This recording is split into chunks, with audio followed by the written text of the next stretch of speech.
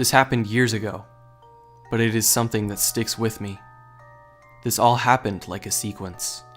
You never know if things are supposed to happen for a reason, or if some unknown outside force influences it. But first, a backstory. My friend, let's call her Jenny, was a cheery, happy-go-lucky woman. She rode one of them crotch rocket bikes and loved riding it, always up for new and exciting things. She took a job as a security guard for a casino I worked at. She was always that ray of sunshine that would bring you up if you were having a bad day. Even when she was feeling down, she always made it a point to make sure you were feeling better. After a year, she was promoted to a gaming officer. She was really happy, as this was an entry point to get into the upstairs offices. She would tell me often that if she got in, she would try to get me in with her. I worked on the floor, paying out jackpots and getting change for gamers. Not long after her promotion, she started acting funny. Not so much that people noticed it right away, but enough that I noticed it. She would come to work tired or come late, but never said why. I noticed her attitude change as well. She was more jumpy and cautious than normal. One time during a conversation we were having on the floor, she stopped and just, as I first thought, stared at me. I realized after a little bit that she wasn't staring at me, but behind me. I turned but saw nothing. She seemed to snap out of it after a bit and brushed it off as losing her track of thought. I never questioned it at the time. One day she came in 2 hours late. Her superior wasn't too happy. He had actually sought me out on the floor to see if I could get a hold of her. When she did come in, she looked worse for wear. She was unkempt, baggy red eyes and jittery. When questioned by her superior, she put it as a late night out. When she came to the floor, she pulled me aside and asked me to meet up after work. We met at Denny's, and she proceeded to tell me what's going on. She, as she put it, was having weird shit happen to her. It started subtly at first. A chill here, a noise there. Nothing she couldn't explain. But as time progressed, things got weirder. The chills got colder. The noises got louder and more frequent. Things were never where she left them. Then it started happening at work. Her desk was always rearranged from how she left it. She thought that someone was messing with her, even voicing her concern, but nobody ever came forward. When she was walking the floor, she would feel a tap on her shoulder or a tug on her shirt, with nobody around. When she would walk to her office, which was located near the uniform room in a less trafficked area of the building, she always heard footsteps in line with hers, as if someone was walking right behind her. She was afraid to use the restrooms as well, if no one was with her. It was there one day, she said. She got scared real bad. Answering the call of nature, she had just begun when, she said, there was a single, light knock on the stall door. She had announced herself in the stall when someone knocked again. This time 2 of them, louder than the first. She had said she was using it and to use another when the door began to rattle, as if someone was jiggling the handle. Then it stopped. She said she was about to get up when, to her horror, the sliding lock began to slowly move, unlocking itself. Jenny said she flung the door open. No one was there. When she got out of the stall, no one was in there. She was about to walk out when, turning toward the stalls, she said she saw a dark mass, humanoid-looking, peeking out behind the furthest stall. She said she has seen it often since. The day she was really late, she said she was awoken from her sleep. It was night. Her room was dark. She couldn't speak nor move. She tried to, she told me, but couldn't. And she had a dreaded feeling like she wasn't alone. The only thing she could move was her eyes. She recalled, and she happened to look up with them, seeing this humanoid mass looking right down at her. A faint glow where eyes would be. She said she closed her eyes and was able to scream, finally gaining control of her body. She jumped out of bed and tried to turn on the light near her bed, but it wouldn't work. The mass then started to come toward her, blocking her bedroom door. She said she ran into the closet and shut it. The light in the closet worked. She said she was afraid of opening the door. She heard it moving around the room. She fell asleep in there, not waking till late in the morning. Got quickly dressed and came in, hence her appearance. The last week of her life, she stayed with me. Despite the odd occurrence at work, nothing ever happened at my place. She was peaceful. She was sleeping and eating again, and on her days off, she reported nothing happening. The day she died was one of the strangest and scariest days of my life. It started with me going in like normal. I came in at 8 and Jenny came in an hour later. Things were pretty normal, and at 12 we went to lunch. During lunch, she told me she was going to go back to her place. The last week was pretty good, and she hoped that whatever it was had finally left her alone. After that, we went back to our posts. About half hour after lunch, my supervisor calls me in the office and says one of the swing shift people called out and asked if I could pull a double. If I agreed, I could take the next day off or come in and get the overtime. So I agreed. At around the same time, Jenny was asked to stay a few hours more as one of her coworkers had suddenly gotten ill in the stomach and had to go. So she agreed. After that, I got the strangest feeling, like I was being watched. Couldn't explain it.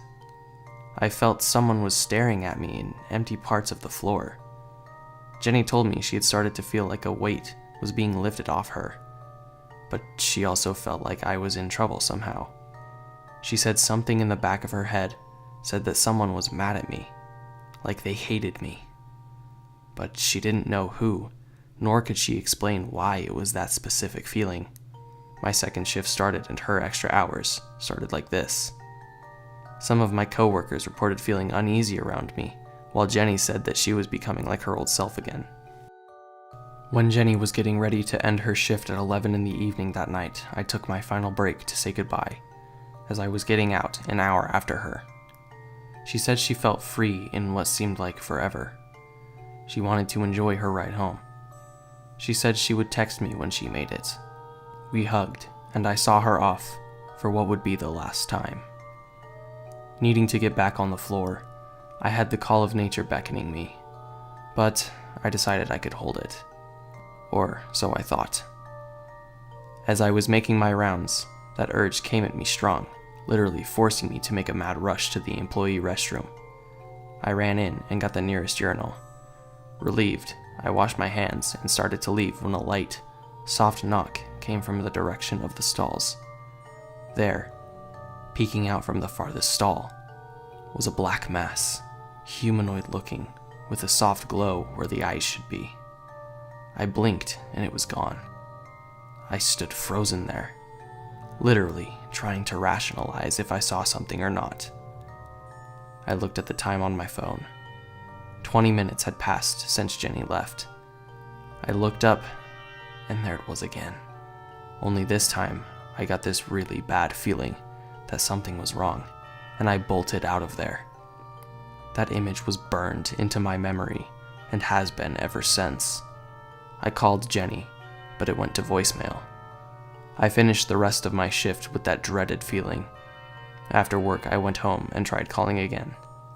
Voicemail. I left her a message to get back to me ASAP. That feeling stayed with me till I fell asleep. My sister broke the news to me that morning. Her boyfriend was an EMT that responded to an accident call. He, Jenny, and I, as well as my sister, had all gone to high school together. Being the one that took the call, he was shocked to find her off the road, about 40 feet to be exact, dead, with a broken neck. She had hit the safeguard, this metal piece that curved with the road. He thought it was weird that she would have landed 40 feet away, seeing that the speed limit at the turn was only 20, and that later it was determined that she hit it going 10 miles an hour.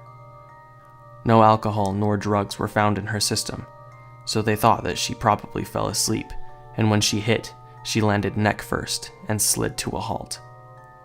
Though I was later told by my sister's boyfriend that when he got there he didn't see anything that looked like she slid. The ground, he remembered, was undisturbed, This has haunted me for a while now. A few weeks ago, I dreamed Jenny was talking to me. I couldn't hear her, and she had this blank, almost emotionless expression. She then points behind me, and there it is, the thing I saw the day my friend died. I am by no means an artist or a painter. Hell, I can hardly draw. But after that dream, I had to try to depict what I saw in the restroom all those years ago. This is the closest I've gotten to it. One more thing I forgot to mention. When a time of death was given, it was around 11:20 p.m., about the same time I saw that fucking thing. It's been years since I've been in that casino. I recently went back to my hometown where it's located and caught up with old friends who still work there. Apparently that thing is following another friend of mine like it did Jenny. My friend suffered a nervous breakdown during his shift.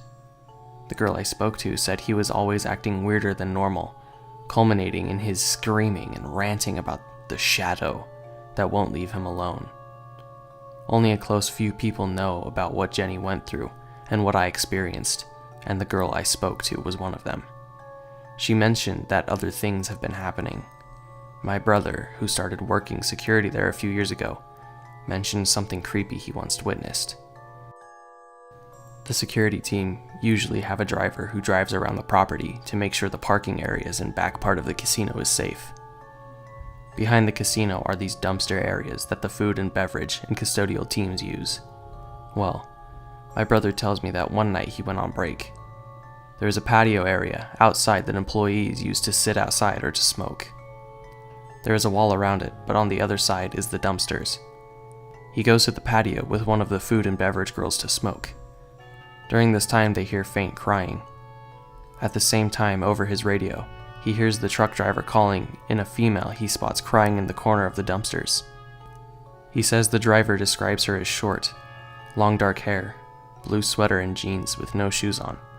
She's crouched in the corner, back to him, sobbing as he said loud. My brother, of course, being on the opposite side of the wall, can barely hear crying.